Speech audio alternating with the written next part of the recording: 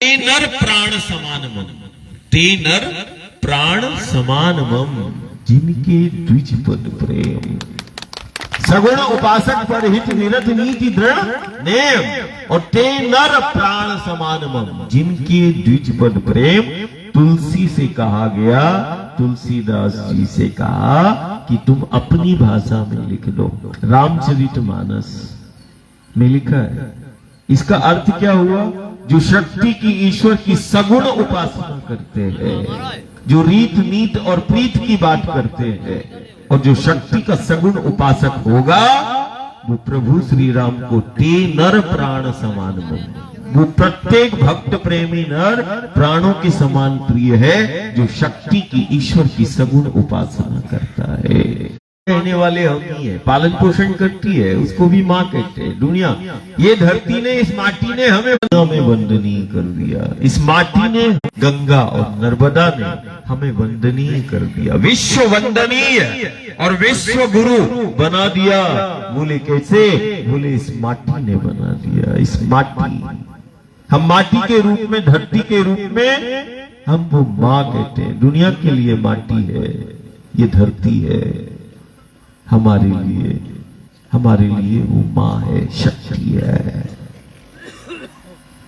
हमारे लिए क्या है? ये सगुण जो अपनी माटी का मान करता है। और सिर्फ तुम नहीं करते, हर युग सदी साक्षी है। हर युग सदी में प्रेम किया और माटी की महिमा और माटी के महत्व को बताया। वो मेरा गुरु और गोविंद है। हमने अभी कल बोला भैया, हमने बोला गुजरात परिवार को बोला। मैंने कहा गुजरात गुरु आज्ञा और गुरु सेवा गुजरात की प्रधान है, कब आधार है, अस्तित्व है। गुजरात से सिर्फ हमने गुरु आज्ञा और गुरु सेवा निश्चित गुजरात में मिलेगी, गांव-गांव में मिलेगी, घर परिवारों में मिलेगी। गुरु आज्ञा पे रहता है, गुरु सेवा में रहता है। बोले कौन सा है? बोले गुजरात है। द्वारकाधीश भी, हाँ, माई के द्वार, माई का द्वार ही द्वारका है, माई का द्वार ही द्वारका है। और महाराष्ट्र पुणे से बैठे एक भक्त प्रेमी आया, बोले दादा हम सिटी से आए हैं। मैंने कहा सिटी से आए? मैंने कहा हाँ, द्वारका माई से आए। तो मैंने कहा हाँ, मैं भी द्वारका माई में ही रहता हूँ। बोले हमें कभी दिखाई नहीं दिए। मैंने कहा माँ का द्वार ही द्वारका माई है, माँ का द्वार ही द्वारका माई है। बाबा और दादा को देखना है, द्वारका माई में मिलेगा। द्वारका माई में द्वारकाधीश भी मिलेगा, नारायण भी मिलेगा, वो परमात्मा भी मिलेगा, लेकिन माँ के द्वार पे मिलेगा। माई का द्वार ही तो द्वारका माई है। माँ के द्वार को तुम द्वारका माई में ही हो। ये रेवा का तट, ये रेवा का पथ, ये माँ का द्वार, ये तुम निश्चित मान के चलना जो बाबा से जुड़ा हुआ है ना। महाराष्ट्र, ऊपर करो महाराष्ट्र, हाँ ठीक है ना। माँ का द्वार ही द्वारका माई है। तुम द्वारका माई में तुम्हारी आराधना हो रही है, तुम्हारी साधना हो रही है। माँ का द्वार ही द्वारका माई जानना है। बाबा और दादा प्रत्यक्ष है, वही मिलेगा, द्वारका माई में मिलेगा। युग साक्षी है, सदी साक्षी है। तो हम उसी की आराधना साधना कर रहे हैं। गोविंद का नाम स्मरण कर रहे हैं, हरि का नाम स्मरण कर रहे हैं, कृष्ण का नाम स्मरण कर रहे हैं। देखे राम के चरित्र को, देखो कृष्ण के चरित्र को, देखो गुरु के चरित्र को, या देखो गुरु और गोविंद की लीला को। हर युग सदी में गुरु और गोविंद की लीला ने बोध कराया, जीना सिखाया, आत्मनिर्भर बनाया। गुरु गोविंद की, राम कृष्ण की लीला मुझे जीना सिखाती है, कैसे अपनों के साथ चलना है, रहना है, वो मेरे रामकृष्ण की लीला बताती है। रामकृष्ण की लीला नहीं, वो जीवन वास्तविक चरित्र है, काल्पनिक चरित्र नहीं है, वास्तविक। और जो वास्तविक होगा वही जीव जगत का आधार है, वही चरित्र। गुरु गोविंद का चरित्र, रामकृष्ण का चरित्र काल्पनिक नहीं, वास्तविक है। माँ क्या चाहती है? बात नास्तिक और आस्तिक की नहीं कि तुम नास्तिक हो आस्तिक हो, कोई पूजन कर रहा, कोई मठ जा रहा, कोई मंदिर जा रहा, तो बोले आस्तिक और नास्तिक नहीं, आस्तिक और नास्तिक नहीं। माँ वास्तविक हो, आहार हो और वास्तविक तुम्हारा जीवन हो, तो वास्तविक जीवन को जीना सिखाती है। ये नर्मदा मैया की परिक्रमा है। और सात्विक आहार और व्यवहार तुम्हारा सात्विक हो और वास्तविक तुम्हारा जीवन हो, निश्चित है तुम्हारे अस्तित्व को कोई चुनौती नहीं दे सकता है, कारण तुम्हारा वास्तविक तुम जीवन को जी रहे हो। नर्मदा के पथ पर क्या हो रहा है? हम वास्तविक जीवन को जी रहे हैं। हम सात्विक आहार और सात्विक व्यवहार हमारा होना चाहिए नर्मदा के पथ में। तो वास्तविक जीवन को जीना है, सात्विक रहना है। हम राम कृष्ण का हम रोज चिंतन करते, नाम स्मरण करते, थोड़ा सा चरित्र का। अभी अब देखना पूर्णिमा को अपना क्या आ रहा है? दत्ता जयंती। जिसको देखा उसी से शिक्षा लिया, ऐसा महागुरु का प्रकट उत्सव आ रहा है कि जो दिखा, बालक हो बालिका हो कोई भी हो, मैं बोलता मेरे तो सब गुरु, मेरे सब गुरु, मैं सबसे शिक्षा लेता हूं, मैं रोज शिक्षा लेता हूं।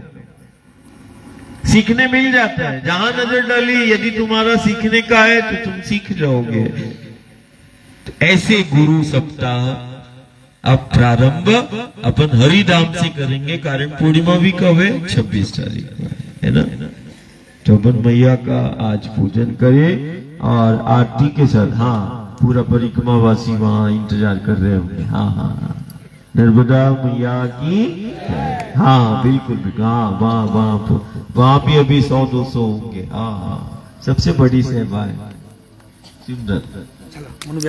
तो हम ध्यान आराधना साधना सुबह टाइम और शाम टाइम, अब कल से प्रातः काल और सुबह सामूहिक नाम स्मरण करना है ना।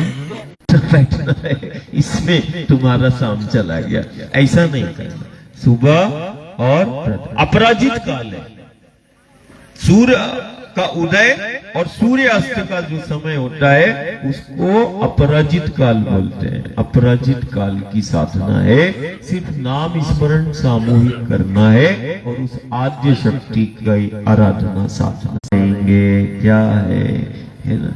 लेकिन शूलपाणेश्वर में तुम्हारे जीवन में ये निश्चित तुमने आज प्राप्त कर लिया कि शूलपाणेश्वर तीर्थ क्षेत्र वो कैलाश के समतुल्य है, काशी के समतुल्य है। क्या है शूलपाणेश्वर?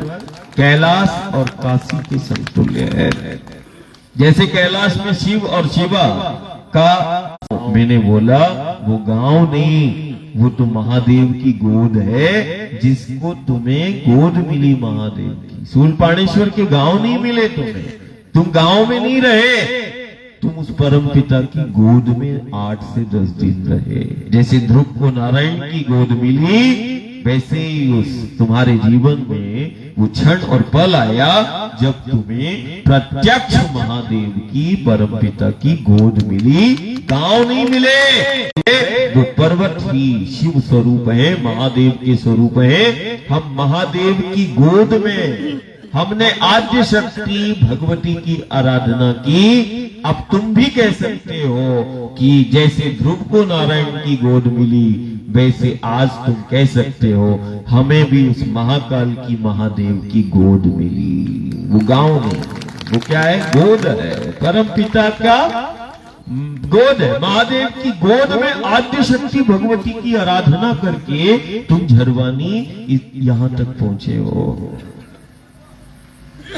ठीक है, कुछ खट्टा मीठा भी था, लड़ना झगड़ना भी था, होता है। जब घर परिवार मिलता है, 10 लोग आ जाते हैं रिश्तेदार, तो कुछ